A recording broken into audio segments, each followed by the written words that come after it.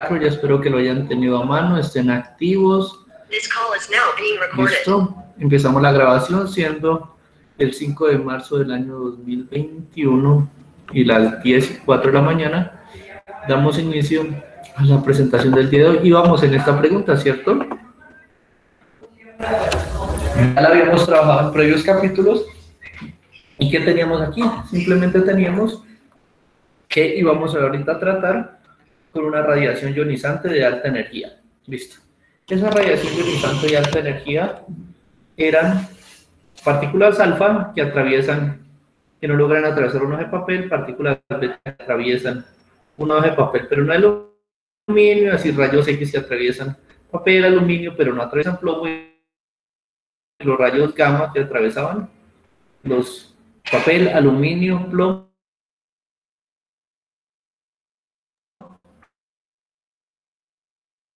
Que un paciente era diagnosticado con una fractura de la mano, se quería ser diagnosticado, y para ello nuestro objetivo era tomarle una radiografía. ¿Cierto? ¿Una radiografía con qué? Con rayos X. La idea era no lastimar al paciente y no invadir su cuerpo con radiación y posiblemente favorecer cáncer.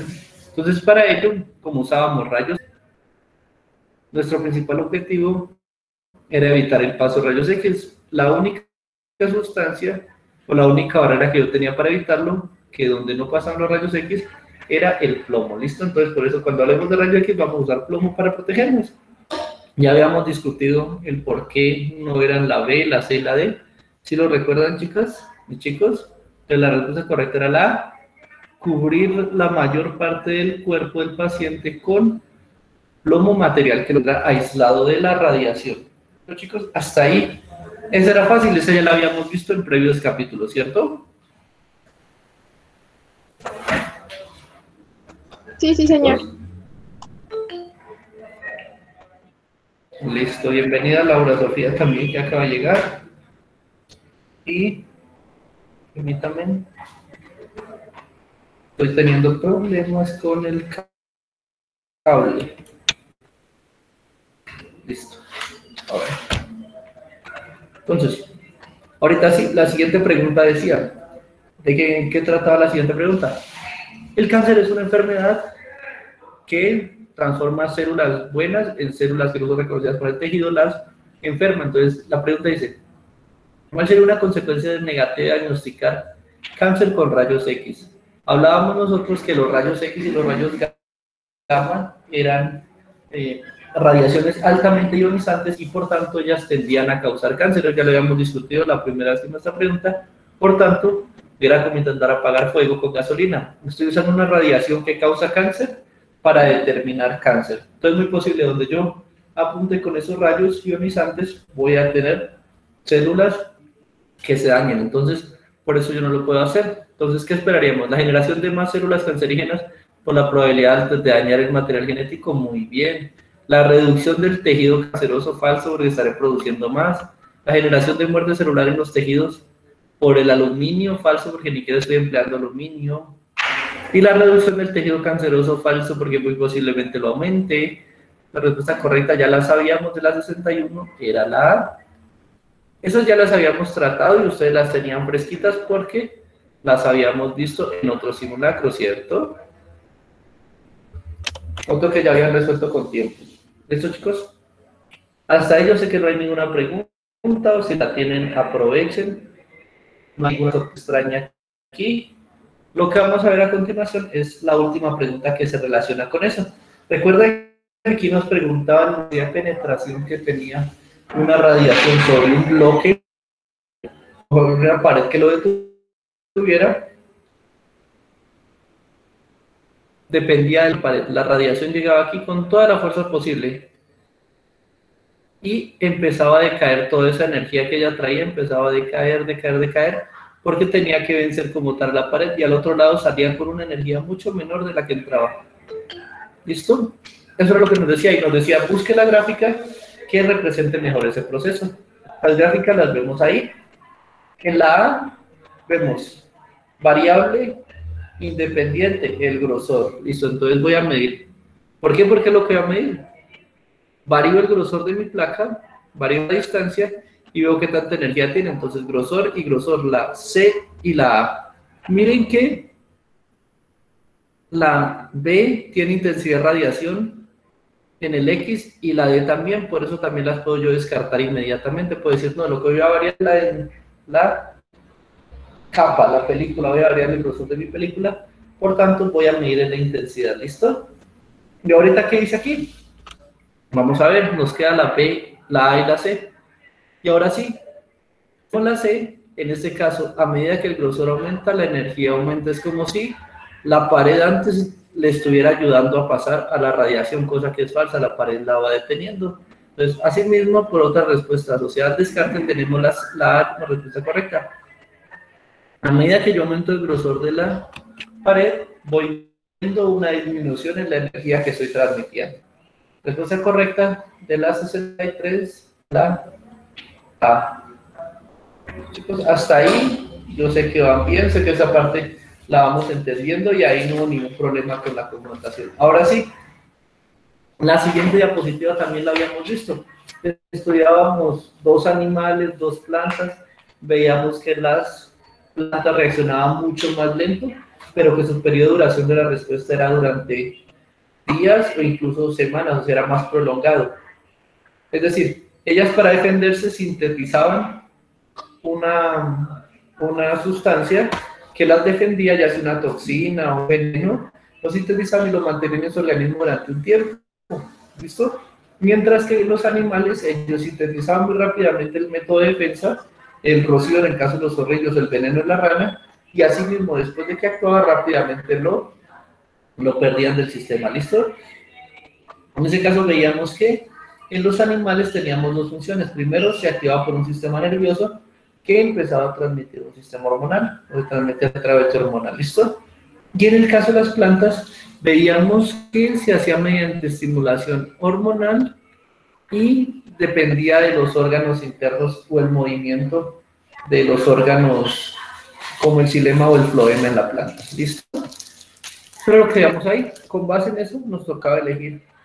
Yo decía, con base en lo anterior, una de las principales diferencias de las respuestas entre los cuatro organismos es las respuestas de las plantas eran duraderas muy bien, porque las plantas inducían una respuesta mediante hormonas muy bien. Recuerde que las hormonas son moléculas químicas muy grandes, ¿listo? Cuando tengo moléculas químicas muy grandes, ellas van a viajar más lento por el sistema.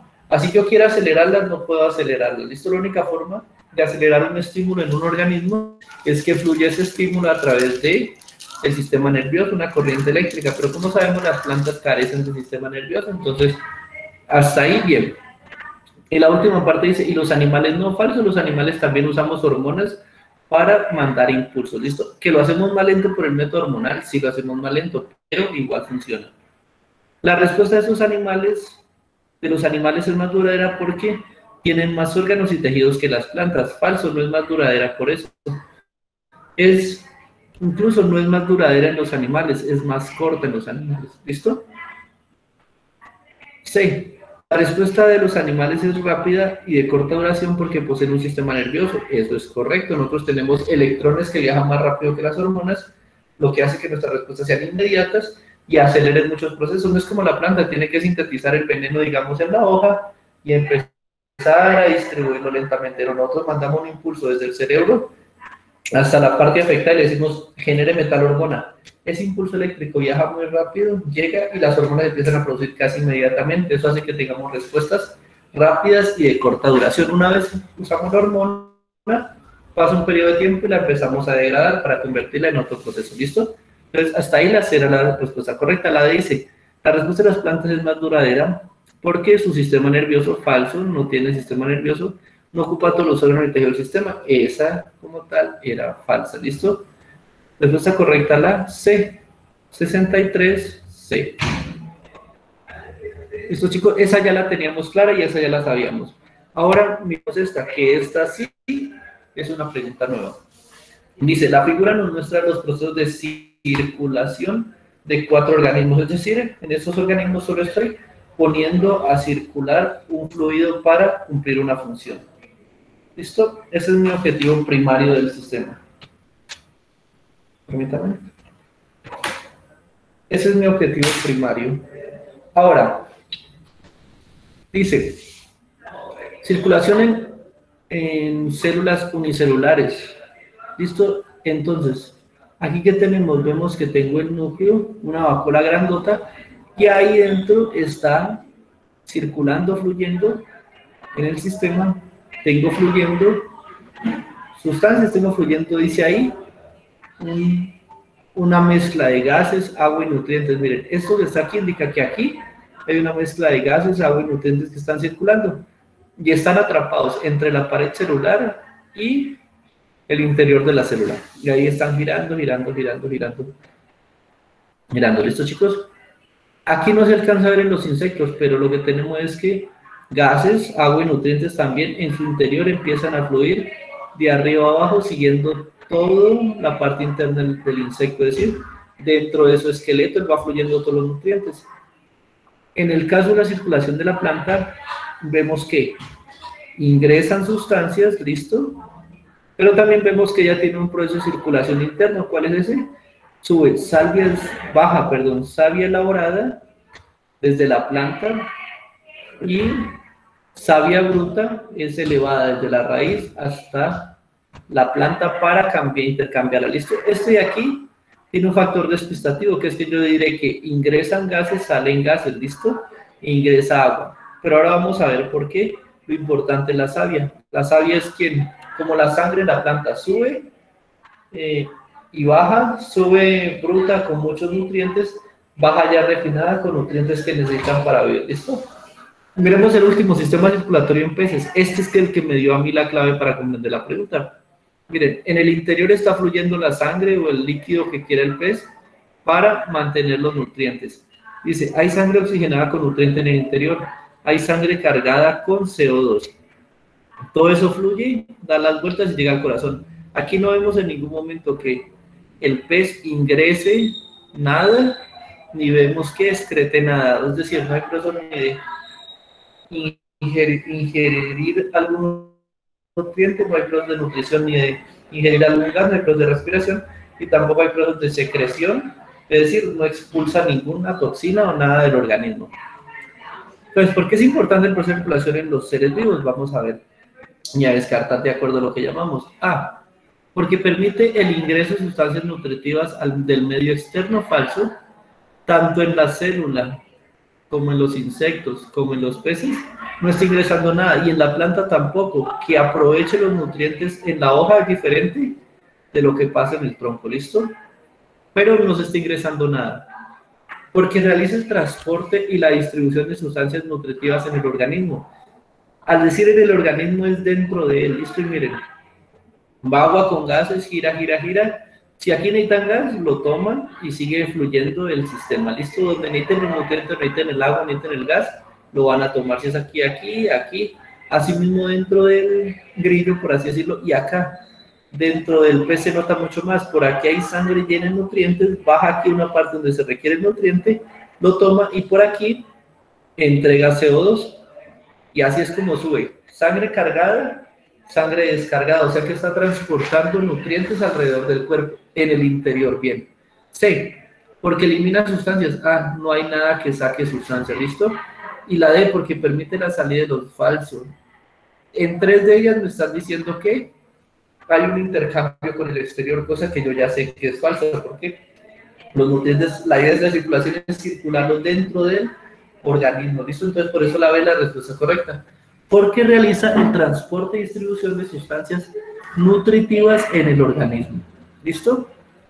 La respuesta correcta es la 64, la B. ¿Hasta ahí una pregunta, chicos?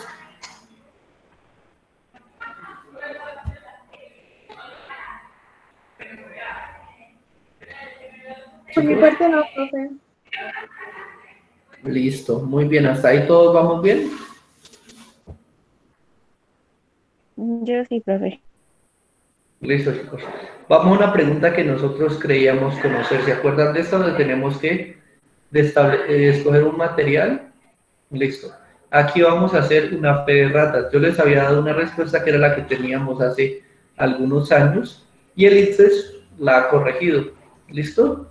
Ha dado una nueva respuesta, la cual también tiene sentido y no es que esté en contraposición de la que tomamos, es la misma, pero aquí va a importar el tipo de material que yo estoy teniendo, la composición, la calidad del material va a ser tomada en cuenta, ¿listo? Vamos a ver entonces qué dice aquí. Teníamos 4 objetos, teníamos ese sistema, la idea tenemos una resistencia, y aquí principalmente nos decía, la estudiante era en un libro que la alta resistividad del material permite un paso menor de corriente. Entonces, ¿qué teníamos? Intensidad de corriente es inversamente proporcional a la resistividad. A mayor resistividad, menor corriente. A mayor corriente, menor resistividad. ¿Listo? Esa era la primera proporcionalidad que nosotros hallábamos ahí. ¿Listo? Después decía, ella sabe que la corriente que pasa por un objeto es menor cuando su sección transversal disminuye. Intensidad de corriente menor cuando la sección transversal disminuye. Recuerdan que la llamábamos a área. ¿Por qué? Porque la sección transversal no era sino un corte, los electrones están fluyendo aquí, corto esto y me quedo con la sección, esta sería.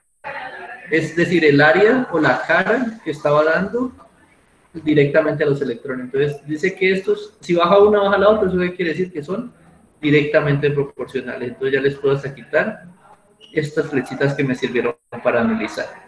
Dice, y también se sabe que disminuye si su longitud aumenta. Entonces, a ver, intensidad de corriente es inversamente proporcional a la longitud. Si la longitud aumenta, la intensidad disminuye. Si yo quisiera organizar todo esto, lo podría organizar bajo una sola proporcionalidad, que sería la siguiente. ¿Puedo borrar el cilindro? Listo, muchas gracias. Entonces vamos a resumir la proporcionalidad. La proporcionalidad que me indica. Intensidad corriente la misma, directamente proporcional. ¿A qué directamente proporcional? A el área de la sección transversal, ¿listo? E inversamente proporcionales a la resistencia y a la longitud. De ahí yo puedo tener esto, que me resume a mí perfectamente todo el sistema. ¿Listo? Ahora, ¿qué vamos a tener aquí? Lo último que nos dice entonces es, y que los metales son mejores conductores de electricidad que la madera. Entonces el metal es conductor y la madera no. Aquí es donde el IPSES cambió y nos da una nueva definición que para mí está un poquito desfasada, pero pues ellos la mantienen. ¿Listo? Para mí debería decir la madera aísla y el metal conduce la corriente. ¿Usted quiere? Luego dicen, si un estudiante desea la resistencia más alta, listo, deseo la mayor resistencia, que R sea la máxima. Yo deseo la mayor resistencia, por tanto debo querer la menor intensidad de corriente. Debo minimizar la intensidad de corriente al máximo. Para ello, ¿qué debo hacer? Minimizar el área y miren que como la longitud también es inversamente proporcional a la resistencia, minimizar el área, aumentar la longitud para aumentar así mismo la resistividad. ¿Listo, chicos? Eso era lo que tenía que ver. Entonces, haciendo eso, yo debería escoger el material con menor sección transversal y más largo. Menor sección transversal tenemos 200 y 75, entonces descartamos los de 200 y nos quedamos con los de 75. Veamos la longitud tiene que ser la más alta. Ah, listo. La longitud entre 7.2 y 20.3 es más alta esa, entonces por eso descartamos el 1 y el 2. Ahora aquí viene el detalle, nos dice que debe conducir o debe tener la menor resistividad, por la mayor resistividad, por tanto, la menor corriente eléctrica en el sistema. Si yo coloco una madera, esto va a ser un sistema aislado. Aquí es donde me dice que la madera no debe conducir la corriente eléctrica. Si no conduce la corriente eléctrica en el sistema va a ser igual a 0. Por tanto, no se encenderá el bombillo. Entonces usted debe, por tanto, escoger un objeto metálico para que haya una corriente diferente de 0 y que de paso la corriente sea la mínima. Es el detalle. Y ahora Entonces usted no puede escoger la madera, que era el que habíamos escogido anteriormente, sino que debe escoger el metal. La respuesta correcta entonces va a ser el objeto 4. Si vieron y entendieron ahora por qué la respuesta de la 65 es el objeto 4, porque usted no puede escoger la madera porque la madera es un aislante. Pero personalmente me quedaré con la respuesta que daban hace 2 años, que decía que el objeto 3. Ahorita la califican mal, lo sé. Pero ¿por qué ocurre eso, chicos? Porque ahí para mí debería decir, y los metales conducen la corriente mientras que la madera es un aislante. Ahí usted ya listo, quiero que pase corriente, por tanto debo descartar la madera y quedarme con algo que sea de metal. Pero literalmente reza, y que los metales son mejores conductores que la corriente eléctrica. Si digo que algo es mejor, quiero decir que es otra cosa, también lo hace, pero en menor escala, ¿cierto? Pero entonces no vamos a pelear con el poder supremo del ICFES y vamos a aceptar la respuesta correcta, que es la C, objeto 4. ¿Listo, chicos? Por eso corregimos esa pregunta y nos quedamos con la C en lugar de la A, con el objeto 4 en lugar del objeto 3. ¿Hasta ahí alguna pregunta?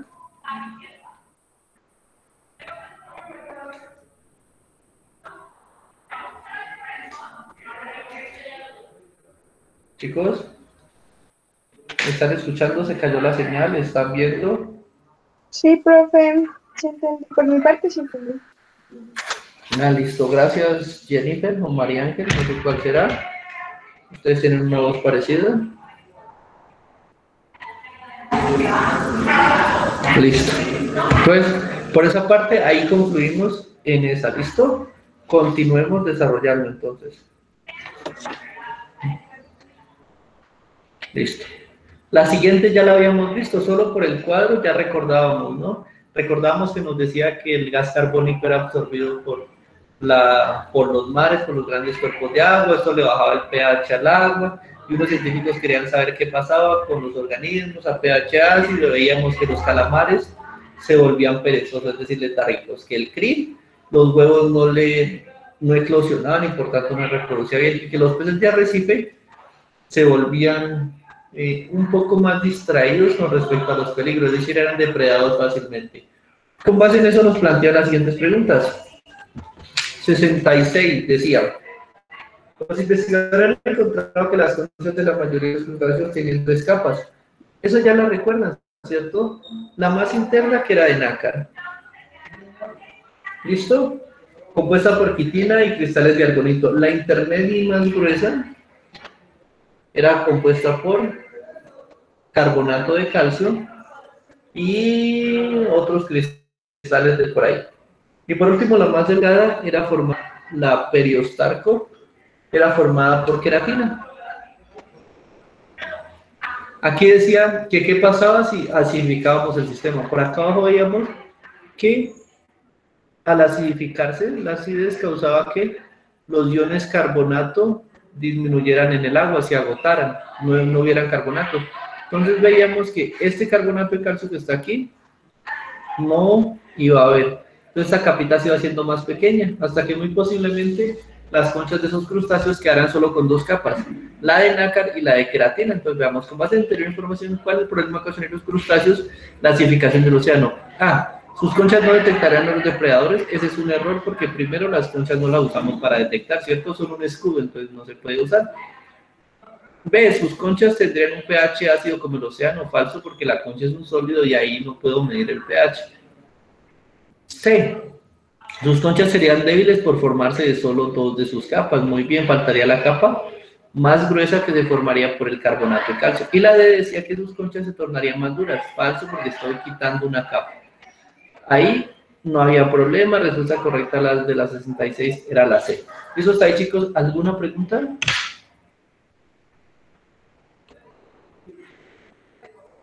¿Alguna pregunta, chicos? No. Listo, muy bien. Entonces, por favor, cualquiera de ustedes, ¿quién es el primero en hablar? ¿Quién quiere ayudarme con esta pregunta o escojo a dedo? Dice, el agua oceánica es ligeramente alcalina. El valor de su pH está entre 4,75 y 4,8. Entonces ya recordamos que íbamos a ver una gráfica. Es más, veámosla directamente. Ustedes recuerdan que veíamos unas gráficas aquí. Permítanme que ahí él dice. Veíamos aquí unas gráficas. Directamente las teníamos. ¿Listo? Y directamente también aquí en el sistema, vamos a correrlo un poquito para abajo para que nos dé más espacio de escribir. Veíamos la gráfica del pH. Entonces le llamo. Aquí vamos a medir el pH y vamos a ver qué pasaba con los huevitos de krill. Listo. El porcentaje de eclosión de los huevitos. Entonces lo que decíamos era que en un pH, en un rango normal, que va de 7.4 a 8.5, yo tendría una buena eclosión porque ellos no estarían dañados. Pero que a medida que empezaba a bajar, miren, a medida que empezaba a bajar el pH, el krill en pHs ácidos, los embriones no podían salir del cascarón.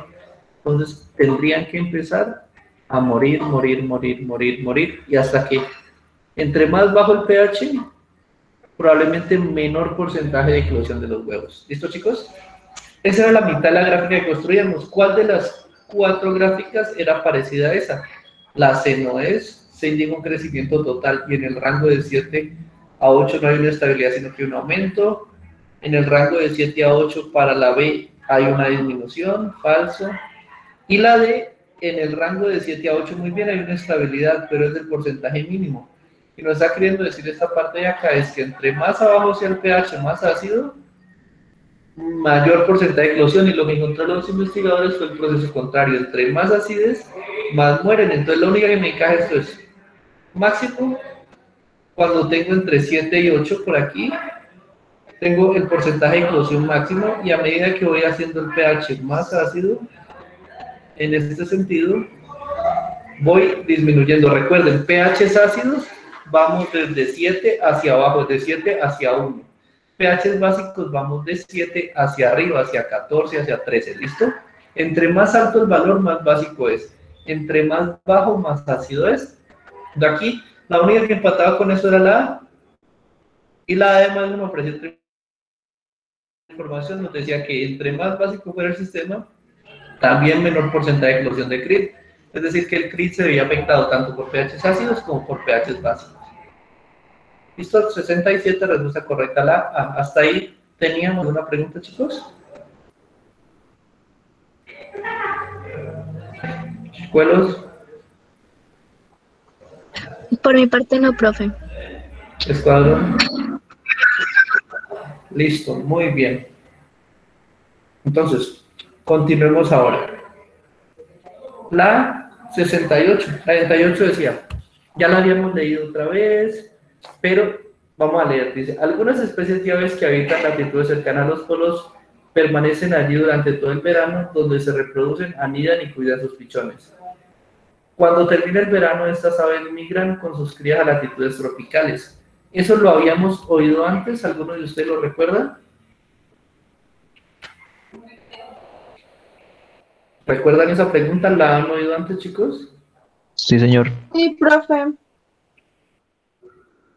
Eso, Sebastián. ¿Qué es esa pregunta? ¿Usted qué recuerda? Solo por ver ahí de qué trata esa pregunta. Ah, pues de unas aves que migraban por falta de alimento. Ajá. Ellas migraban desde un lugar frío cuando se les volvía problemático hacia el trópico. Aquí estaba el ave y migraba desde aquí hasta el trópico, ¿cierto? Pero el ave, ¿qué se traía consigo? ¿O qué hacía el ave en el proceso?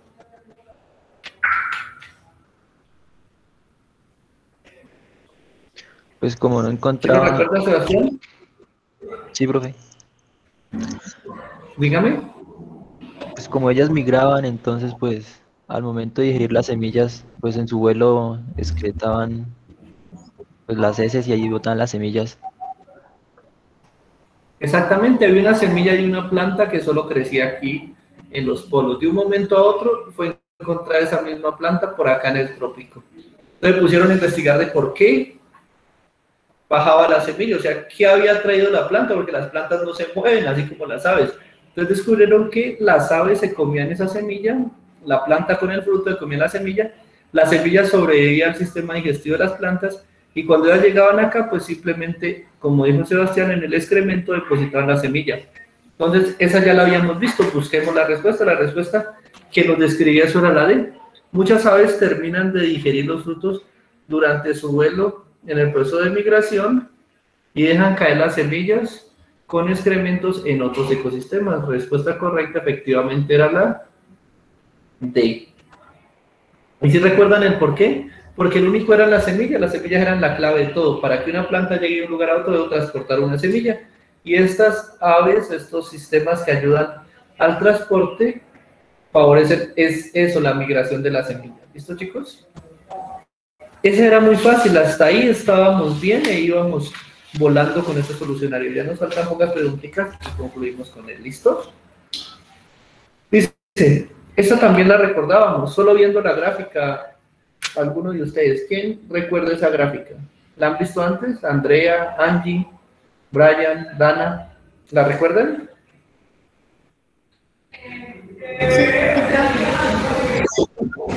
¿Qué les informaba la gráfica entonces?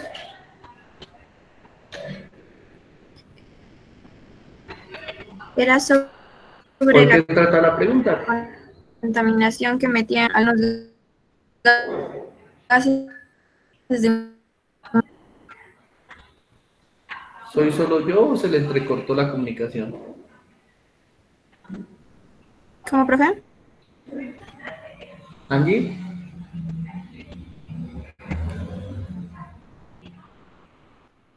Que creo que se te entrecortó la comunicación. ¿Qué nos decías?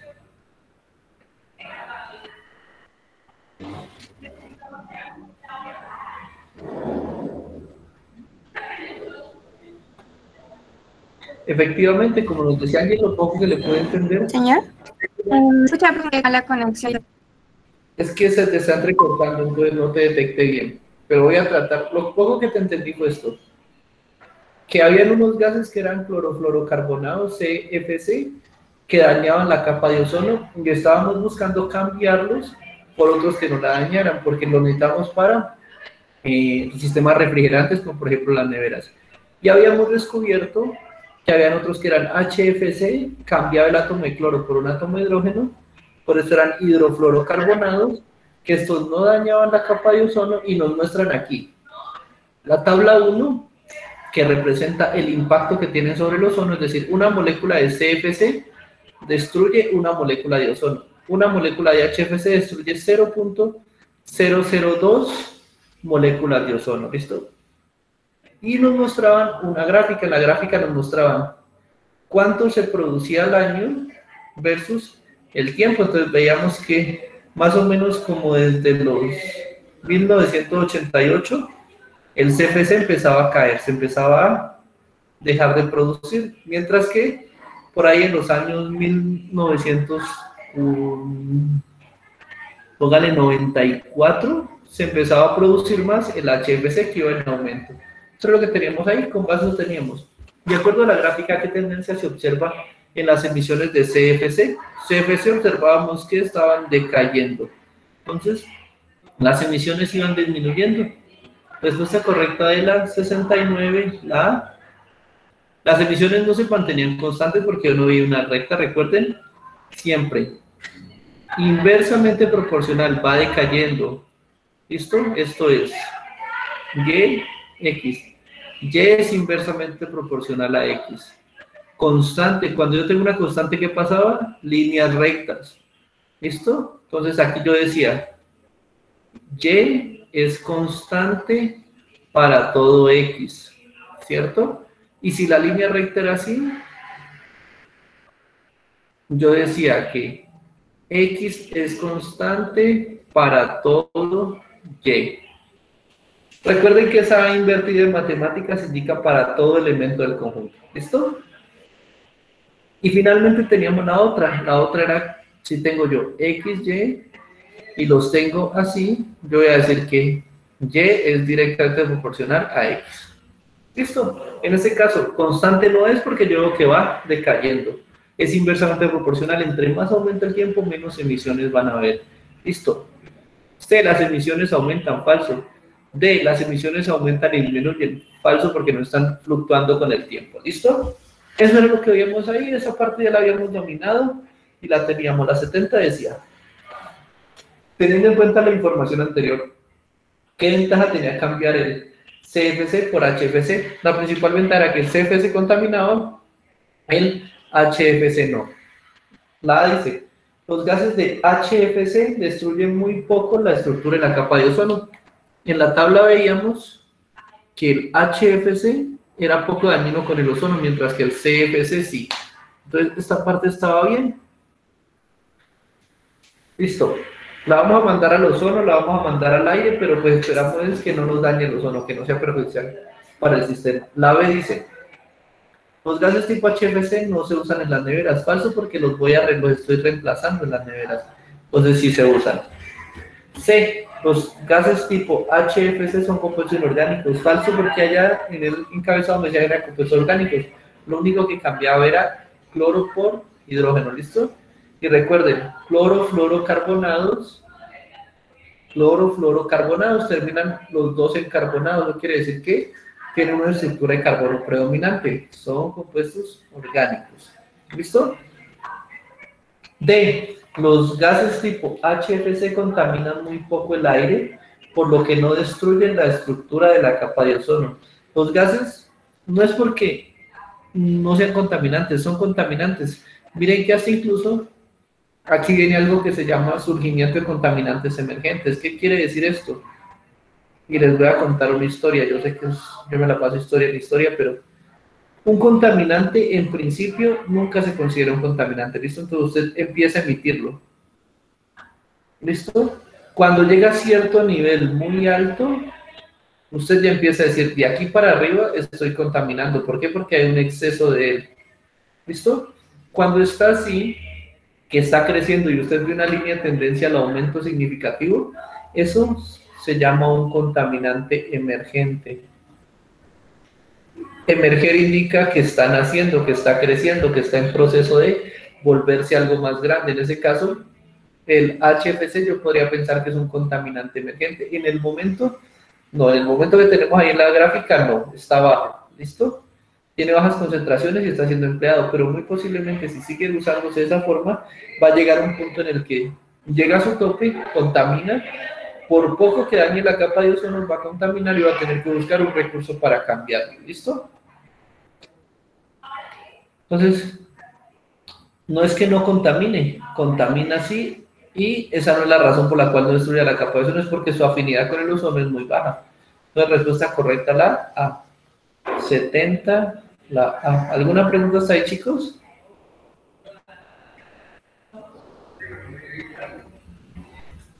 Ah, muy bien, gracias Angie por la pregunta.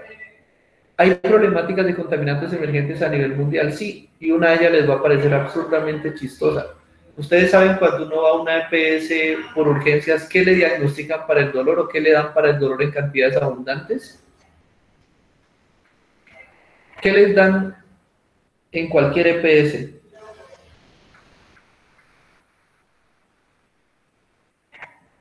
Acetaminofén.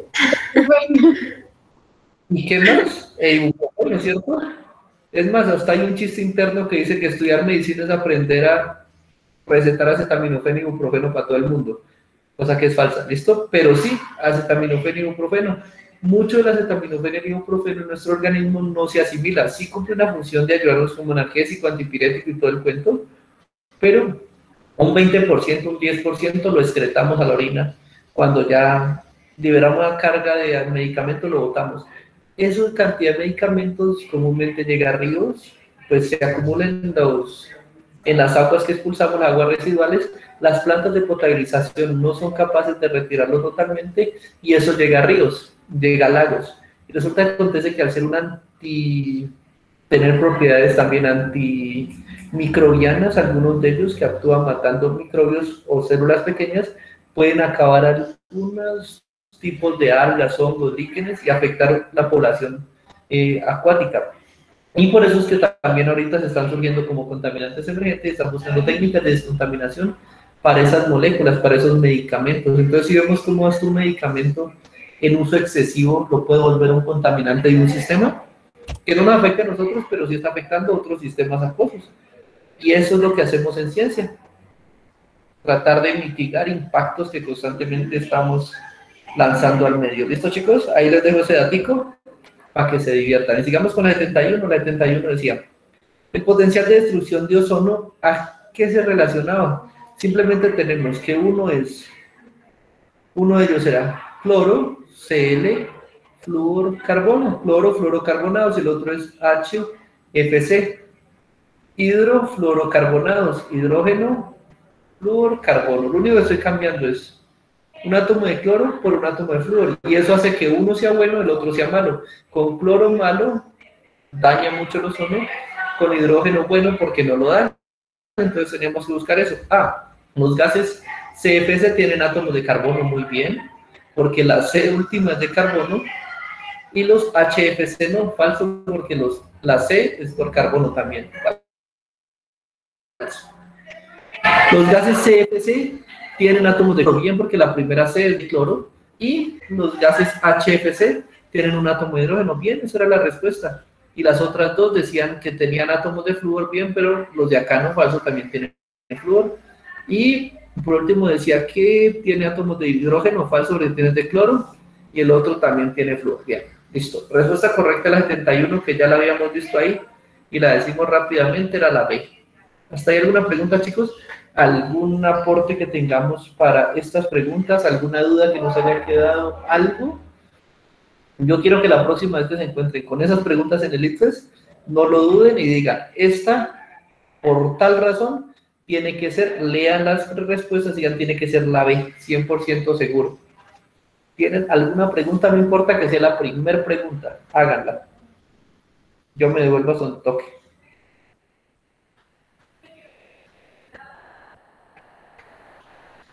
¿No? No, profe, por mi parte no. Gracias por participar eso. Bueno, entonces sigamos. Vamos con esta. Esta también la habían visto, solo por ver el cuadrito yo sabía que era. Me preguntan, tengo una reacción, ¿qué pasa con la velocidad? Teníamos que la velocidad de un sistema era igual a una constante que depende de cómo ella se mueve, y para eso tengo que graficar. Y de aquí lo multiplicaba por la concentración de los reactivos, en este caso eran hidrógeno y óxido nitroso.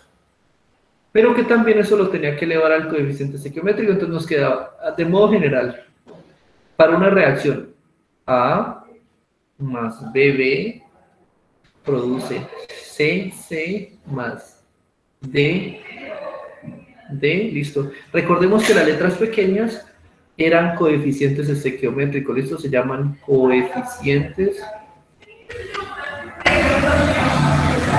estequiométricos.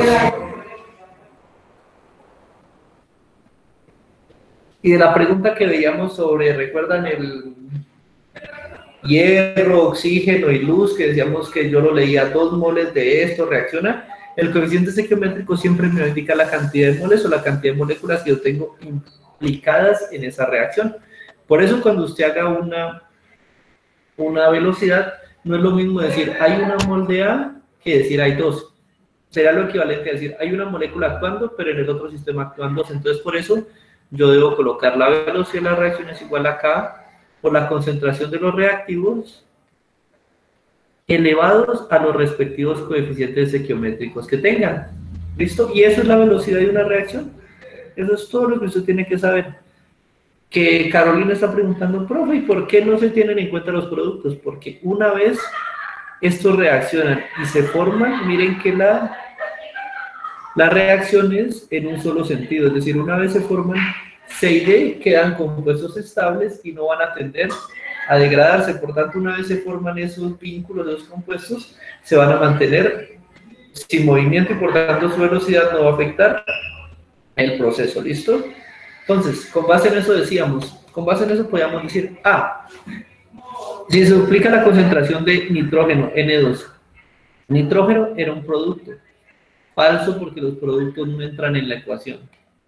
P, la ecuación, la velocidad de reacción no depende de la cantidad de los productos, muy bien, porque la ecuación de la velocidad de reacción solo están incluidas las concentraciones de los reactivos. Bien, a grosso modo, aquí solo veo los reactivos, reactivo 1, reactivo 2. Entonces, por esa razón, no depende de los productos. La C decía, la constante velocidad de reacción K depende de la concentración de reactivos. Miren, al ser una K y ser una constante, ya les está diciendo lo mismo. Usted puede coger concentración de reactivos versus velocidad y le va a quedar así. Esto es K. ¿K qué será? Por tanto, será una constante. O les va a quedar así. Es decir, también puede ser la pendiente, pero siempre va a mantenerse constante. Y el término constante indica que no cambia. Si la constante de velocidad de la reacción K se duplica, ¿listo? Si esta se duplicara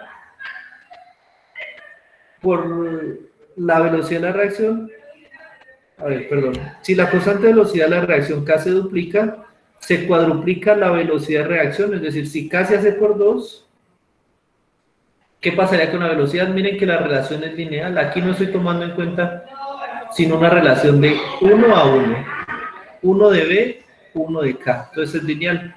Probablemente si yo duplico la K, manteniendo las concentraciones, lo que va a pasar es que duplico la velocidad, ¿listo? Es lo único, pero no es que se cuadruplique, no hay una relación cuadrática entre ellas, la relación es lineal, ¿listo? Y otra cosa muy importante, para duplicar, o sea, para cambiar la constante, hay dos formas de hacerlo. La primera, cambiar la reacción, ¿listo? Y la segunda es cambiar la temperatura a la cual yo realizo la reacción. Eso es un dato extra que les traigo ahorita para compartir. ¿Listo, chicos? Hasta ahí yo sé que no había ninguna pregunta, todo estaba muy bien y correcto. Entonces, vamos bien, chicos. ¿Listo? Terminemos, que ya nos faltan pocas preguntas y acabamos. Permítanme un momento. Voy a tomar un poquito de café para hidratarme. Mientras tanto, alguien me va ayudando a leer esta pregunta.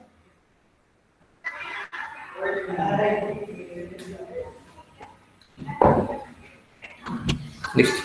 Dice, en un experimento se tomaron medidas de la variación del volumen de un cubo de un material elástico respecto al volumen de referencia. Bueno, voy a medir. ¿Qué estoy midiendo?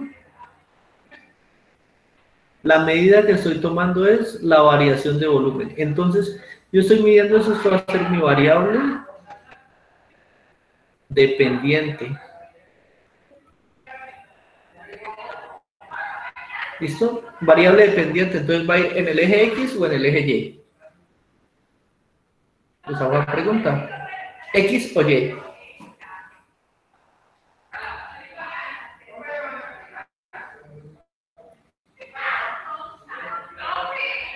X. ¿Ah?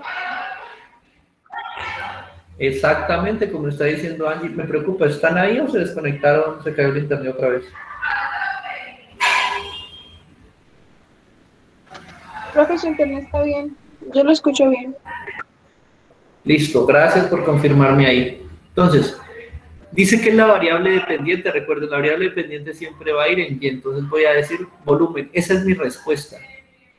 Ahora sí, dice, con respecto a la temperatura, listo, entonces, ¿cómo hacer esto? A mí analizo la tabla, y esto sí necesito que le echen ojo, que esta sí posiblemente algunas veces la vamos a fallar, tal vez la fallaron algunos, pero necesito que le echen ojo aquí bien. Estoy midiendo una variación de volumen, y primero que todo, debo leer la variable más cercana, o sea, la variable que voy a relacionar ahí. Yo estoy midiendo esa temperatura, esa variación de volumen a una temperatura fija. Es decir, este dato que tengo aquí, de 1.1, lo tomo cuando la temperatura es 32. Entonces, mi otro eje es temperatura. Entonces, ¿qué digo? Aquí hay 30, 35, pongámosle aquí, 40, listo. Entonces, yo voy a tomar a 32 me dio un volumen de 1,1. Ahí tengo un dato. ¿Listo? A 35 me dio un volumen de 1,6, pongámoslo por aquí.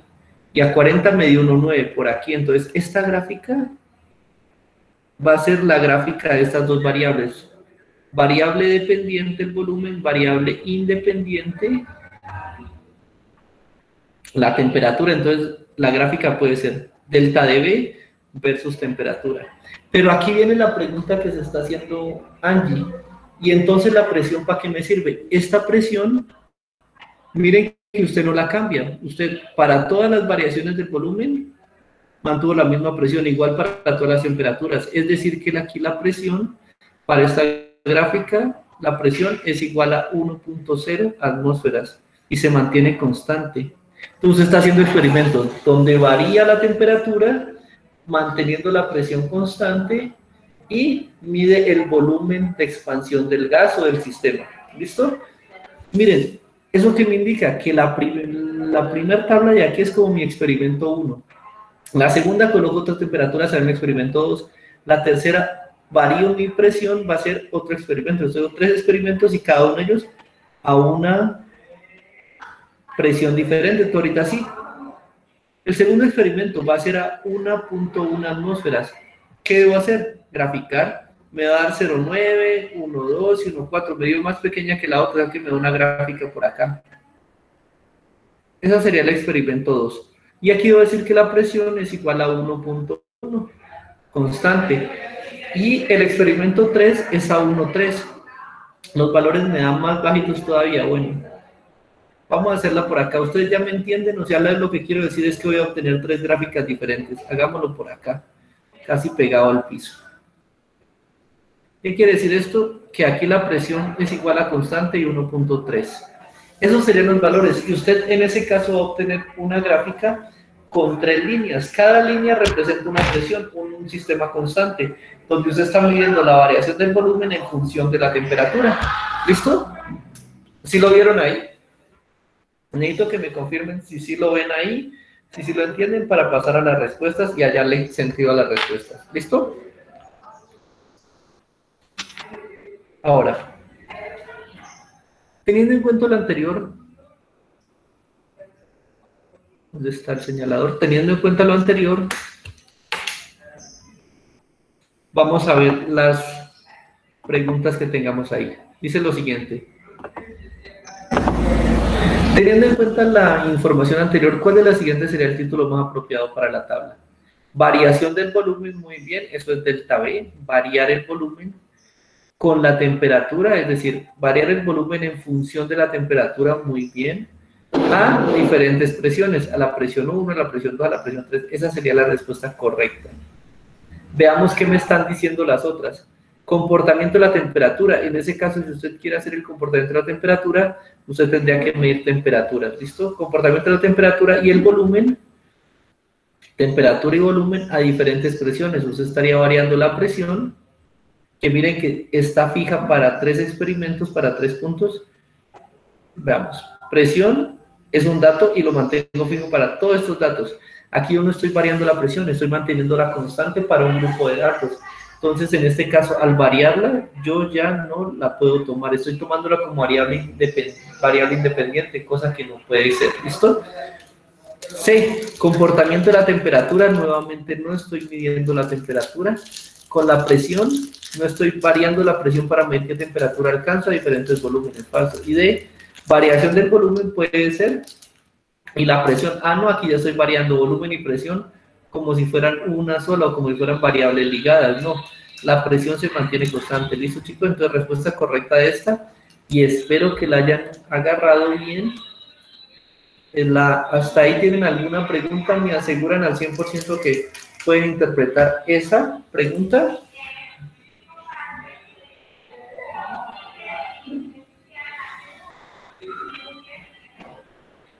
Chicos.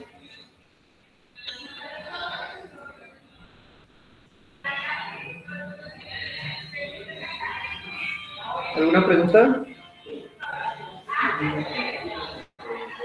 No, profe. No, profe.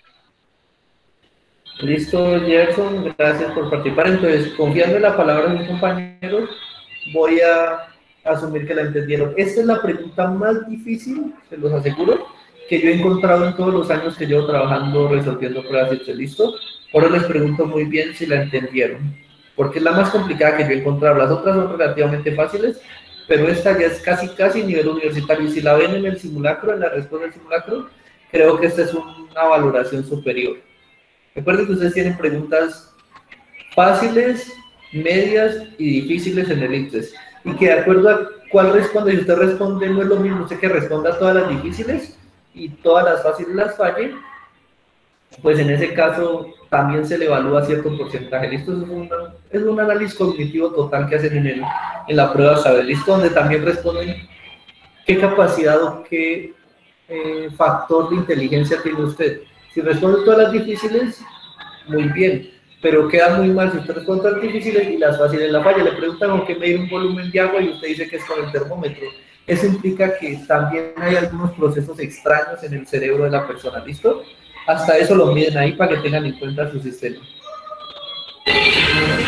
Continuando con eso, esa pregunta ya la habíamos visto antes.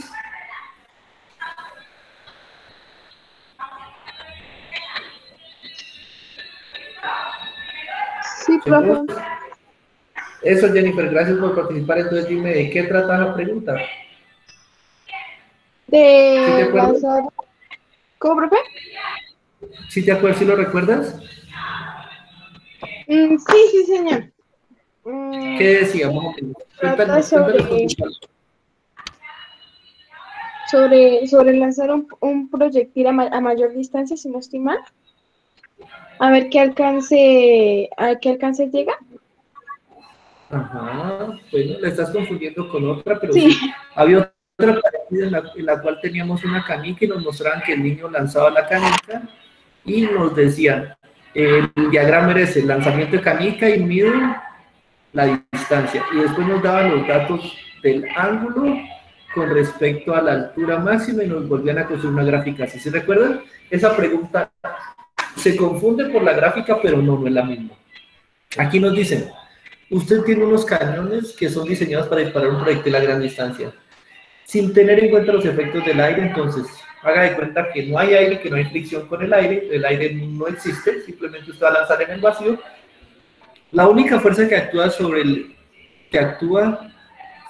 este es su peso y el alcance horizontal del proyectil depende únicamente de la velocidad inicial, es decir, usted tiene una esfera, usted la lanza, eso es un cañón, usted tiene una esfera y la lanza hacia el aire, ¿listo? La esfera, vamos a dejar 3 puntos, uno, el punto máximo y el punto de caída, puede ser, ¿listo?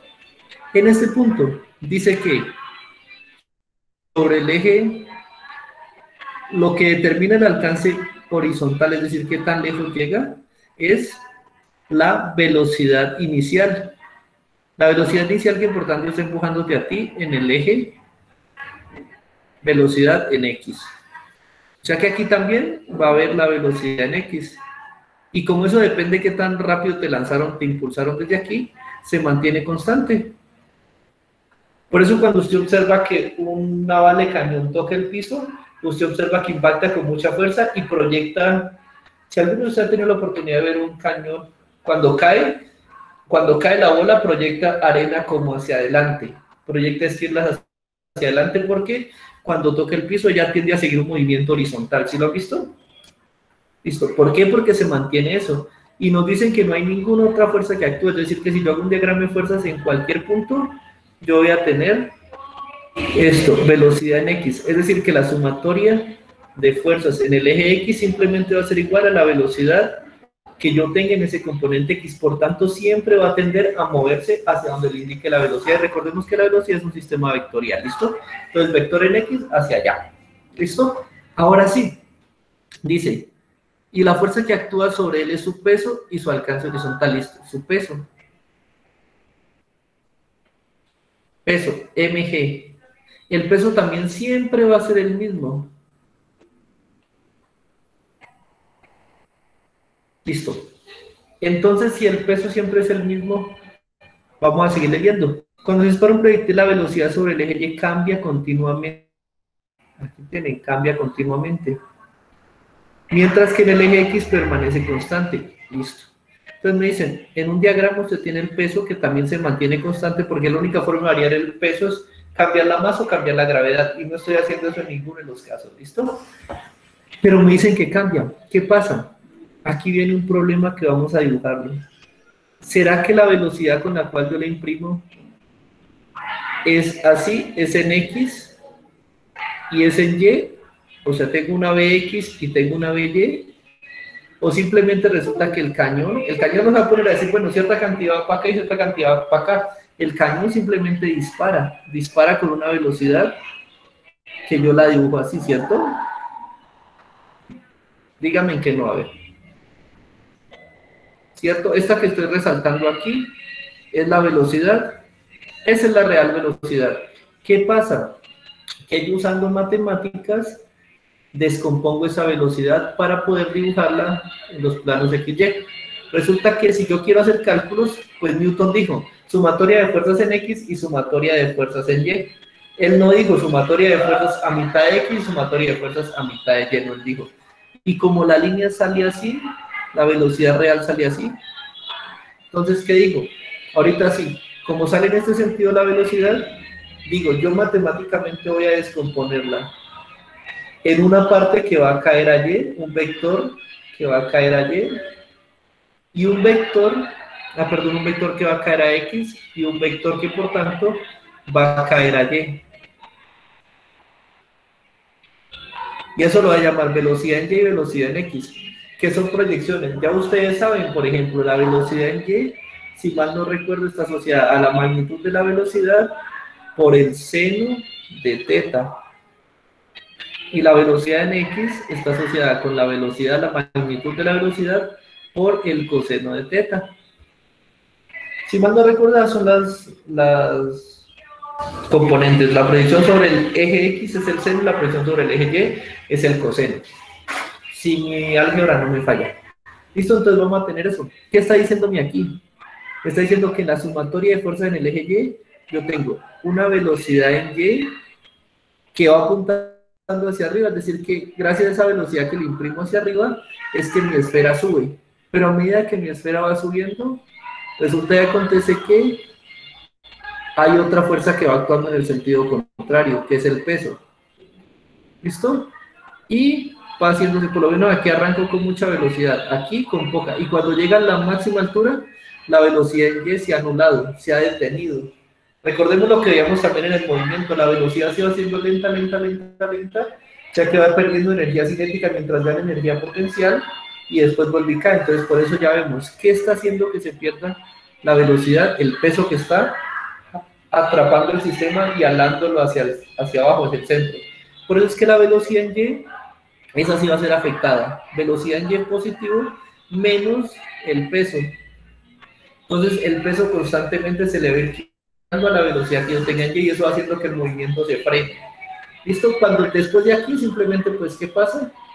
Que el peso gana y la velocidad ahora no va a estar hacia arriba, sino que va a estar en Y, pero también favoreciendo la caída. ¿Listo? Entonces vamos a tener mg y velocidad en Y. Pero la velocidad en X se mantiene constante. Eso es lo que va a pasar. Esas son las variaciones que vamos a tener. Entonces vamos a ver. Porque en el eje Y actúa el peso del proyectil muy bien, y en el eje X no actúa ninguna fuerza. Bien. Por eso, y en el eje X que está actuando solo la velocidad, ¿hay alguna fuerza que empuje la pelota en el otro sentido? Ninguna. Veamos, la B dice, porque en el eje X actúa el peso, falso. El peso siempre va a actuar en el eje Y, siempre hagan lo que hagan, ¿listo? C, porque el proyectil tiene forma esférica, falso, no importa, hubiera sido una caja que igual estuvieran actuando así. Recuerden que cuando yo hago un diagrama de cuerpo libre, yo me olvido de la forma, yo solo hago un centro de masa, que sería el punto, y ahí dibujo todos mis vectores, ¿listo? O sea que la forma no interesa. Y D, porque el ángulo de inclinación del cañón apunta únicamente en el eje X, falso. Miren, el componente del ángulo, tener un ángulo radica en que estoy variando con respecto a X y variando con respecto a Y. Miren, aquí hay una altura para Y y aquí hay una también para X. Entonces, estoy variando con respecto a ambos, no solo con respecto a uno. Respuesta correcta, la A. ¿Listo, chicos? ¿Comprendieron esa respuesta ahorita hacia totalidad? Sí, profe. Sino que es que lo expliqué como más que sabía bien, era la respuesta del por qué. No en sí es el problema, pero la respuesta sí. Listo, Jennifer, perfecto. Así como la tienen, también es un buen razonamiento. La idea es que den con la respuesta correcta, pero que ya aprendan el por qué y afiancen ese conocimiento que ustedes tienen. ¿Listo? Vale, profe, gracias. Permítame, a ustedes, chicos, a ustedes siempre. Entonces, permítanme ahorita sí. Vamos a continuar con esta. La 75 es nueva, dice. En la tabla se muestran los tipos de compuestos orgánicos de un átomo de carbono y un solo. Entonces le dicen, cuando usted no tenga nada raro, solo tenga carbono con hidrógeno, se llama alcano. Cuando usted tenga un grupo H, llámelo alcohol. ¿Listo? Cuando tenga un grupo H, llámelo alcohol. Cuando tenga 1H, pero sobre el carbono que esté pegado tenga un carbono doble enlace oxígeno, llámelo ácido carboxílico. Y cuando no tenga ningún oxígeno, pero tenga un nitrógeno por ahí, llámelo amina. ¿Listo? Nos presentan esas familias químicas. Eso está muy bien. Ahorita le dicen, de acuerdo con lo anterior, ¿cuál de los siguientes compuestos es un alcohol? Ah, tiene fotos de unos compuestos pequeños. ¿Cuál de los siguientes se parece a un compuesto allá que llame alcohol? ¿Cuál es el alcohol? Este. ¿Listo? Entonces, ¿qué debo yo buscar? Debo buscar una cosa que tenga un carbono OH. R. Lo único que necesito es que tenga esto, carbono H. Vámonos a ver. Este aquí es largo, pero tiene carbono nitrógeno. Esto es una amina. Según la foto, no es lo que busco. Eso de aquí tiene carbono H, eso es un alcohol, ¿cierto? Bien, respuesta correcta la B. Este de acá no tiene ningún grupo, eso es un alcano. Solo carbono e hidrógeno. Y el de acá tiene un grupo, pero es OH, pero tiene carbono doble enlace oxígeno. Esto es un ácido carboxílico. ¿Listo? ¿Hasta ahí? Bien. Respuesta correcta a lo que nos preguntaban. Encuentra el alcohol. ¿Cuál de esos compuestos es un alcohol? El B es un alcohol. 75, respuesta correcta la B. Eso estuvo más fácil todavía, ¿cierto? Sigamos. Sí, profe, porque ya no sé. 76. ¿Por qué qué? Porque arriba pues nos indica la tabla que es alcohol y que son los demás. ¿Sí? Y eso nos lleva a una pregunta. ¿Es necesario saber química orgánica a profundidad? No, comúnmente las pruebas, la química orgánica en 11 comúnmente no se da a una gran profundidad, ¿listo? Entonces conocen las generalidades, pero siempre que enfrenten a preguntas de química orgánica, miren que el ITFE les dice, conozca que esto es un alcohol, conozca que esto es un aldehído, conozca que esto es una acetona, conozca que esto es un ácido carboxílico. Ahorita sí. De los siguientes compuestos, ¿cuál es esto? ¿Listo? Así funciona siempre. ¿Recuerdan la que veíamos que decía un alcohol reacciona y se oxida a un aldehído o a un ácido carboxílico? Es un alcohol primario. O se oxida una acetona y si es un alcohol secundario y les mostraron las estructuras. Le decían, ahorita sí, positivo para de Tolen, positivo para Lucas, positivo para iodoforme, positivo para almidón. Reconózcalos. Eso es química orgánica en el ITFE. ¿Listo? No hay ningún inconveniente y tratamos de cualquier pregunta solucionarla en el curso. ¿Listo? Esta ya la habíamos visto antes también. Dice, un estudiante cree que cuanto mayor sea el volumen del ácido acético, mayor será su punto de ebullición. Entonces me está diciendo, punto de ebullición es directamente proporcional al volumen. Si yo quisiera construir una gráfica, ¿cómo me quedaría?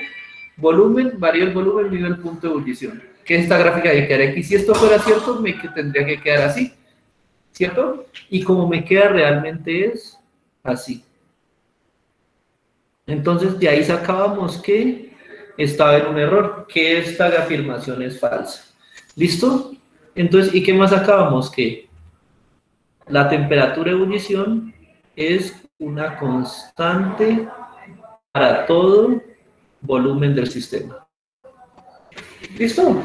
De acuerdo con los resultados se puede afirmar, su hipótesis es falsa, muy bien, es falsa. B, su hipótesis verdadera, descartado. Su hipótesis verdadera se fue. D, su hipótesis es falsa, muy bien, veamos el por qué. Porque la temperatura de ebullición del ácido acético es muy diferente del agua, no tiene nada que ver. D, porque se demostró que la temperatura de ebullición no cambia al variar el volumen. La temperatura de ebullición es constante a cualquier volumen, entre 20 y 100, y se mantiene constante. Respuesta correcta de esto, ustedes ya la sabían, ya la habíamos analizado y estábamos reduchos en eso. Era la D. ¿Listo, chicos? ¿Hasta ahí alguna preguntita?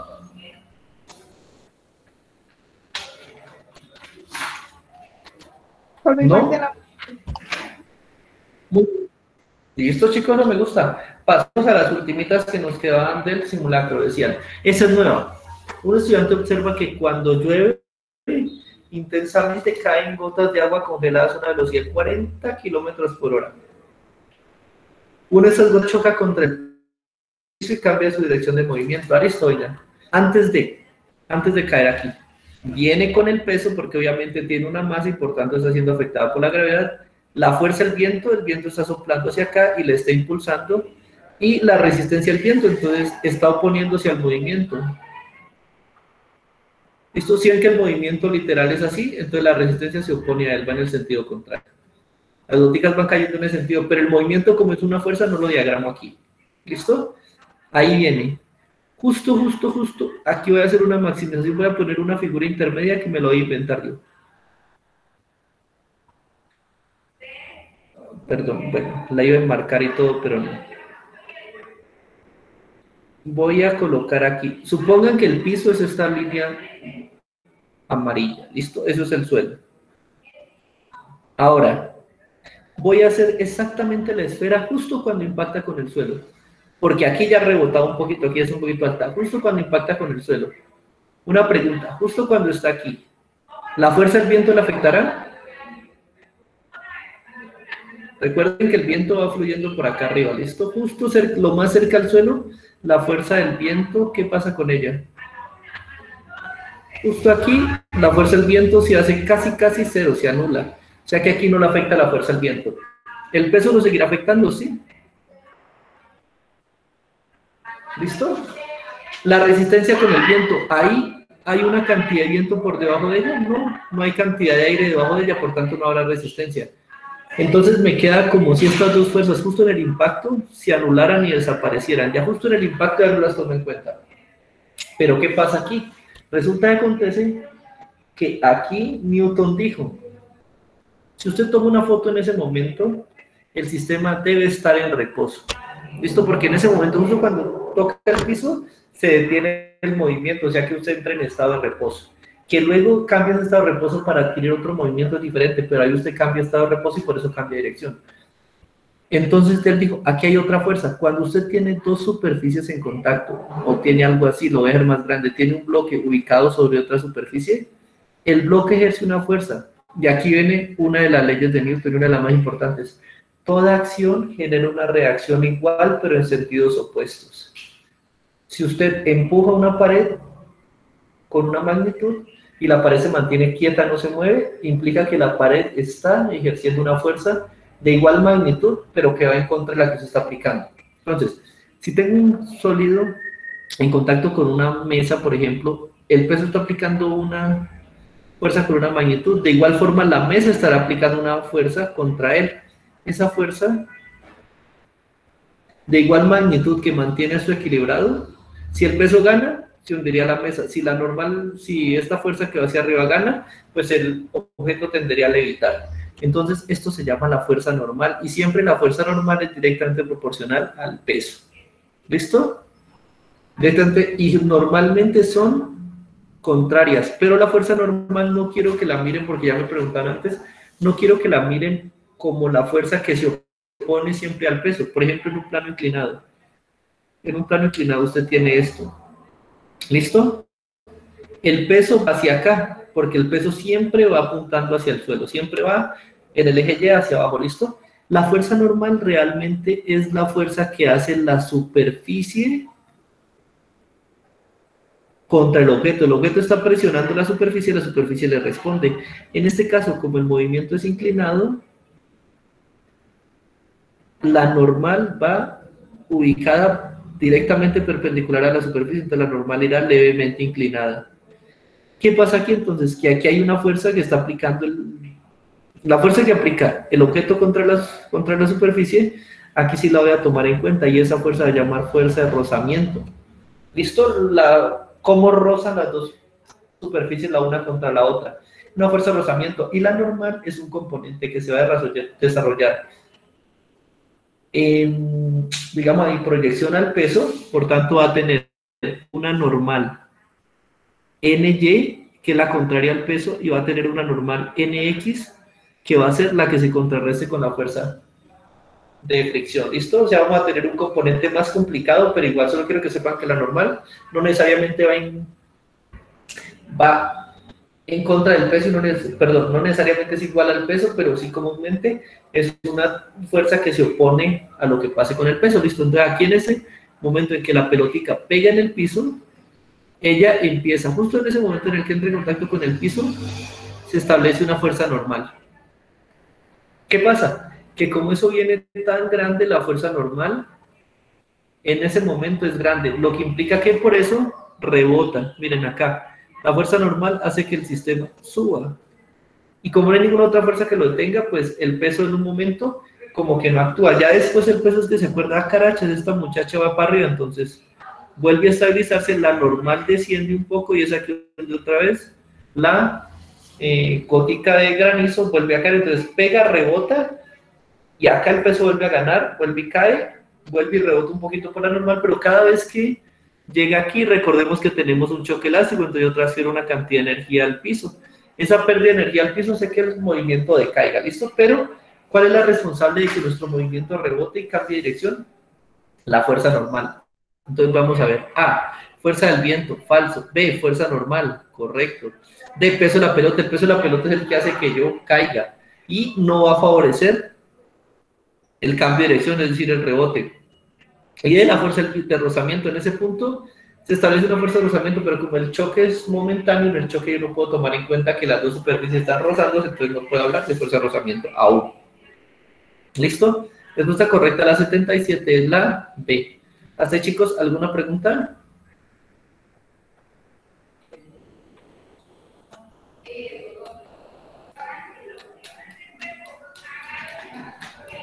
Ninguna, profe. Eso, chicos, muy bien. Esa pregunta también es de física, pero es muy bonita. Sigamos con esta. En la práctica del laboratorio realizar los siguientes montajes. Primero, quiero ver qué pasa. Entonces voy a tener varios volúmenes de agua, un organismo en cada tubo y exposición a la luz. Volumen aquí, 2 con 50-50, el resto con 100 mililitros. No hay que quiero ver, pero ahí vamos. En uno coloco un pez, en otro otra planta. Posiblemente quiero ver si el volumen me mataría alguno de estos. Exposición a la luz, y aquí tengo las variables, medianamente nula, a oscuro y a poquitos. Ahorita sí, veamos qué nos dicen. Todos los frascos tenían una gasa en la boca, lo cual no podía ser retirado durante los 7 días que durara el experimento. En un tiempo se dio a observar el estado de los organismos y el color del agua. Ah, listo, entonces, yo aquí solo tengo variables, pero yo voy a construir una cuarta, voy a medir respuesta. Voy a ver qué es que voy a medir en mi experimento. Entonces, al finalizar el periodo de experimentación únicamente sobrevivieron. Ah, supervivencia, entonces me van a decir un resultado para cada uno de los tubos. ¿Cuál es el resultado? Éxito, fracaso, vida o muerte, sobrevivió o no sobrevivió. Entonces, únicamente sobrevivieron los frascos 2, bien, lo voy a poner incluso hasta en verde. Frasco 2 sobrevivió. Frasco 2 sobrevive. ¿Dónde está? Frasco 2 sobrevive, frasco 4 sobrevive, frasco 5 sobrevive. El resto murieron. No hay gran ciencia. Murió, murió y murió. Entonces, ¿yo qué estoy estudiando realmente? Yo estoy estudiando con respecto a organismos, qué pasa y cómo hace su influencia a la luz y a la cantidad de agua que tengo. Y estoy viendo si el pez vive o muere. O sea que mi respuesta indirectamente también está ligada al organismo. Esto si el organismo vive o muere. Entonces puedo decir, el organismo tal, el organismo pez, en el tubo 1, con tal volumen de agua y tal cantidad de luz, muere. Eso es lo que puedo decir. Entonces vamos a ver, de acuerdo con la información anterior se podría, ¿cómo influye el volumen de agua y la exposición de luz en determinados organismos? Aquí no dice si es vida o muerte, pero pues yo puedo asumir que una influencia puede ser negativa o positiva, entonces hasta ahí la voy a dejar como buena, ¿listo? ¿Y qué influye? El volumen de agua y la disposición de luz. La B, ¿cómo influye el volumen de agua y la exposición de luz en el crecimiento del organismo? Yo no estoy midiendo si el pez crece más, si la planta crece más, no solo estoy viendo vive o muere.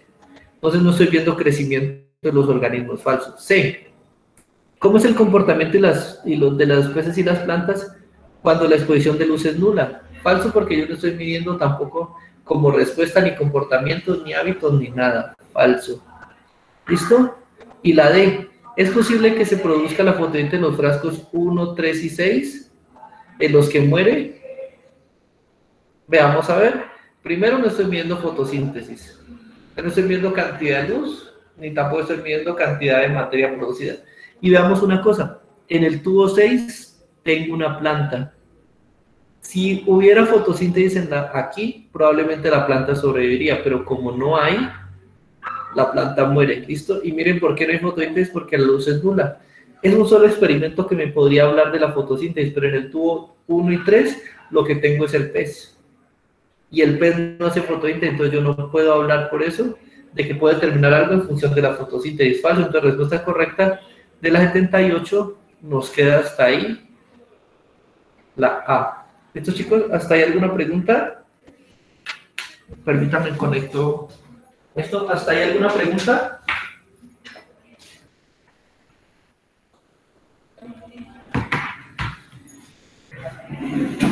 ¿Ninguna? Bien, entonces pasemos a la última. La última ustedes ya la han visto también. ¿Qué dice la última? Una figura muestra una representación del proceso de síntesis de proteínas. En este proceso la información genética de los genes del ADN es traducida en una secuencia de aminoácidos que conforman la proteína. Este proceso se realiza en el citoplasma gracias a los ribosomas que se encargan de tener la información genética de la proteína. Listo. Traducción para los cristianos y traducción para el público en general. Dice lo siguiente. Permítame que se desconecte un momentico. Va a decir aquí lo siguiente. Usted en el núcleo tiene ADN. Ese ADN cuando lo quiera sacar lo tiene que transcribir a ARN mensajero, se llama proceso de transcripción y traducción, TT. ¿Listo?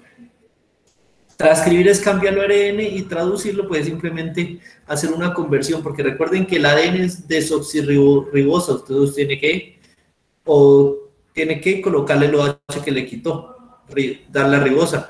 Y recuerden que entonces la timina, ahorita la vamos a cambiar por uracilo. Esa es la traducción. Y una vez lo traduce, sale. Al sacarlo, sale ARN mensajero. El ARN mensajero ya puede salir de aquí el núcleo, viaja, llega hasta aquí, entra al ribosoma y le dice, ve, te mandaron a sintetizar tal proteína. El ribosoma empieza a sintetizar la proteína. ¿De acuerdo? Con la figura, ¿qué molécula se encarga de llevar la información genética del gen para traducirla en la proteína? ¿Cuál es la que me permite a mí viajar? Desde el gen que tengo acá en el ADN hasta el ribosoma. Por algo se llama ARN mensajero. Esa es la molécula que sale y viaja desde el núcleo hasta el ribosoma. Entonces va a ser ARN mensajero. Veamos, ADN, no porque el ADN nunca sale del núcleo. El núcleo, pues ¿para qué voy a arrastrar todo el núcleo? Una masa, un volumen grande de materia para que llegue al ribosoma. No sirve. Y los aminoácidos se producen. No están viajando. Respuesta 79, la B. Y espero que la hayan respondido muy bien, ¿cierto, chicos? ¿Hasta ahí cómo van? Bien, profe. Bien. Bien, profe. Y con eso hemos terminado todo el solucionario para lo que presentaron el día sábado o el día viernes. ¿Hasta ahí alguna pregunta? No importa, cualquiera que tengan relacionada con el tema. Señor. Listo, eso me gusta, no hay problema. Entonces, ahora sí vamos a dejar claro esto. Esto voy a guardar esto para que les quede claro. Vamos a entrar a analizar qué teníamos pendiente con ustedes. Volvemos a las actividades normales y vamos a ver, entonces, eso sería la semana pasada, antes del simulacro que estábamos haciendo nosotros. Antes del simulacro, la última clase fue en este día. ¿Sí ven lo bonito que es tener todo cronometrado? Y ese día trabajamos estas diapositivas. Vamos a retomar la información que traíamos ese día. Es decir, volvemos al anterior, ¿listo? Esta semana no presentaron ustedes talleres porque estábamos resolviendo principalmente el solucionario, ¿listo? No hay ningún inconveniente. Para la siguiente semana sí ya espero, por favor, liberarles otro taller para que ya nos pongamos nuevamente en esas actividades constantes que hemos tenido, ¿listo? Entonces vamos a descargar estas presentaciones y vamos a ver ¿En qué íbamos?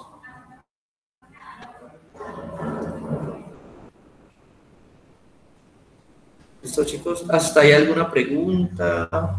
¿Alguna duda? ¿Algo? A mí se me presentó una duda en una pregunta que yo hice fuera, ¿no? ¿Qué te hiciste qué? Sobre un paracaidista. ¿Ah? Pues, o sea, la investigué por afuera, o sea, me la encontré por afuera de las clases y todo, ¿no? Sí, no hay problema. Era de Es de un paracaidista. Ajá, de un paracaidista y me decían que era sobre la La fuerza del distribución viento. de las fuerzas en el caída de la caída libre, ajá, que cuál era, a ver, espere, la busco. La responsable de que el Em, paracaidista no se diera contra el planeta. Era más que todo para que el paracaidista mantenga una velocidad constante. Verá, se la Ajá. voy a leer. Ya Un sé cuál es. paracaidista abre su Dale. Su paracaídas muestra en la siguiente figura. Pasando un tiempo, el paracaídas y paracaidista desciende a velocidad constante, teniendo en cuenta la información anterior que fuerza externa, además del peso, debe actuar sobre el conjunto de paracaidista, para que descienda a velocidad constante. Y pues yo a esa la había marcado las tensiones, pero pues me parece que es la fuerza del aire. Es la fuerza la fuerza del aire. Mira, cuando tienes aquí, esto es el sistema del paracaidista. Listo, le está teniendo un peso y actúan fuerzas sobre él. Hay una fuerza que tiene que ser externa al sistema que está actuando en contra. Por eso es que cuando el paracaídas se abre, si ves que el paracaídas se abre, entonces sobre esta tela está actuando una fuerza que va hacia arriba. ¿Qué fuerza está actuando? La fuerza del viento o la resistencia del viento. La tensión, ese es mi sistema. Voy a dibujar aquí, voy a dibujar como si esto fuera una caja, ¿listo? O sea, lo que voy a encerrar aquí en la caja es mi sistema. Listo, ese es mi sistema. Ahora, lo que tú dices de la tensión es simplemente, la tensión se aplica sobre cuerdas y la tensión lo que me va a hacer es mantenerme fijo y es la fuerza que actúa. Digamos que el paracaídas se abre, él intenta hacer una fuerza por irse y las cuerdas hacen una fuerza por mantenerlo retenido. Eso es la tensión, la fuerza que siente la cuerda por mantener retenido el paracaídas, listo. Pero mira aquí lo bonito de esto, Angie, que si yo tomo lo que está dentro de mi cuadrado como el sistema, todo esto sería mi punto.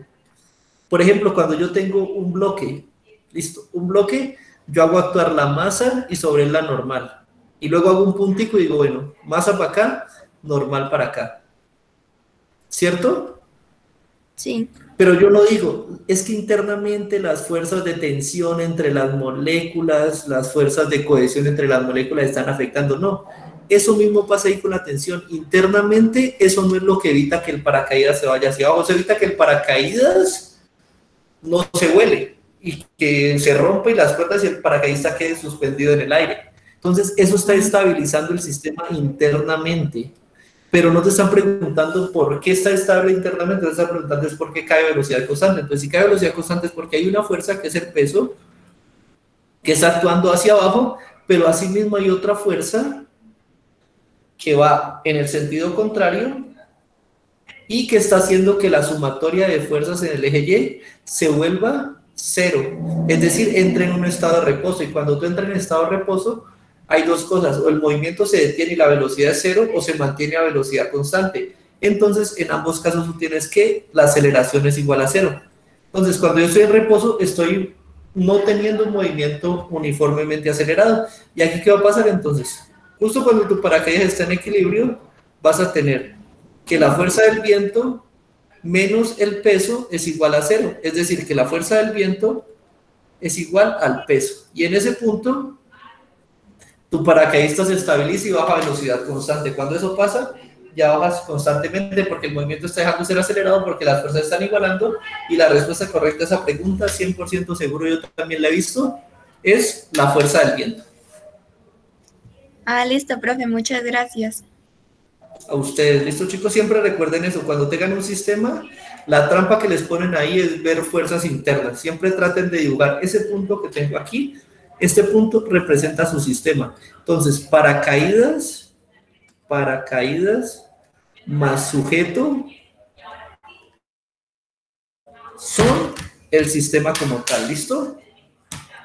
Entonces, eso van a ser el punto. Entonces, lo que esté adentro, las tensiones internas, no las vamos a tomar en cuenta. Esto le digo porque hace. Pues, chicos, hasta ahí. Eso me gusta, que estén leyendo por otro lado. Es otra pregunta, y esa le va a servir porque esa está en uno de los simulacros que vamos a lanzar posteriores. ¿Alguna pregunta, chicos?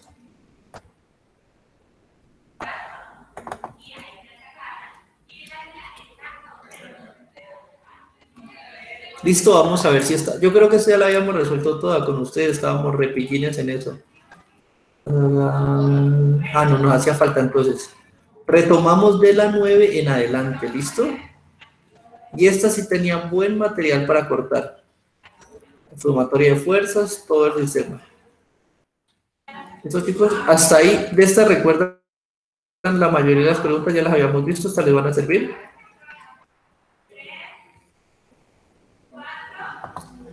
Entonces, quedamos con este para la siguiente semana. ¿Listo? Lo vamos a explicar bien. Y ahora, a ustedes, aquí para que no se me vuelvan flojitos, ustedes ya tenían hasta el 6, tenían los cuadernillos divididos en dos partes. ¿Listo? Ahora, al mediodía, para que se les libere mañana, les voy a generar ya el cuadernillo 7. ¿Listo? Voy a traer el cuadernillo 7, que es el que vamos a arrancar la siguiente semana. También va a estar dividido en dos partes, así es que ahorita simplemente les entrego el cuadernillo y el domingo, que ya tengo un poquito más de tiempo, aprovecho para subirles los cuestionarios que vamos a realizar. ¿Listo? Es decir, el formulario. ¿Les parece? Vale, profe. Listo, chicos.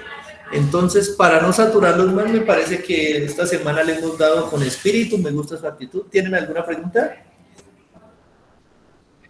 Profe, ¿me puede repetir cuándo envía el taller, El taller se lo envío hoy, para que usted tenga el cuadernillo y lo puede ir leyendo. ¿Listo? El formulario no va a estar activo sino hasta el domingo.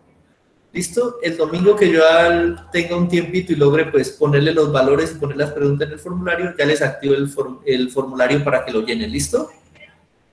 De igual va a estar, es que lo tengo al 100%, lo tengo las 29 preguntas en uno solo, pero por normativa ya me pidieron que lo dividiera al menos en dos, 15 para una jornada, 15 para un día, 15 para el otro, para que cada día ustedes estén obligados a realizar al menos un número de preguntas. ¿Listo? Entonces, el domingo yo ya cojo, digamos 10, el martes me tienen que obligatoriamente haber respondido las 10 primeras, las trabajamos, el miércoles obligatoriamente las otras 10, y el jueves las otras 10, y así terminamos. ¿Listo? Para obligarlos a ustedes a que lean constantemente y me trabajen en las preguntas. ¿Listo? Entonces, hoy les libero el cuestionario, el domingo les libero el formulario. ¿Perfecto? Sí, profe. Listo. Listo, chicos. Entonces, como le hemos trabajado tan duro y me le robó el descanso el día de hoy, ¿les parece si dejamos la clase hasta ahí por el día de hoy para que puedan descansar? Cualquier pregunta que tengan por fuera del curso, cualquier cosa, me la comunican inmediatamente. ¿Tienen alguna pregunta?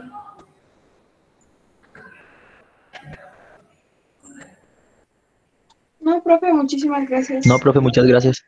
No, a ustedes. Bueno, muchachos, entonces no los estreso más por esta semana. Espero hayan aprendido ciencia, espero hayan visto sus errores en el formulario y los hayamos hecho un feedback productivo. Listo, una retroalimentación y decir, sí, la cagué, la B no era porque yo como fui a pensar que el hidrógeno era líquido. Cosas así, entonces ustedes ya lo interiorizan, aprenden de sus errores y eso nos va a hacer más ágiles a futuro. ¿Listo? Sí, profe, muchas gracias. Listo, Muchas muchachos. gracias, profe. A ustedes por tener el esfuerzo, nos vemos ya la siguiente semana. ¿Listo? Voy a detener la grabación de la clase. Gracias, profe.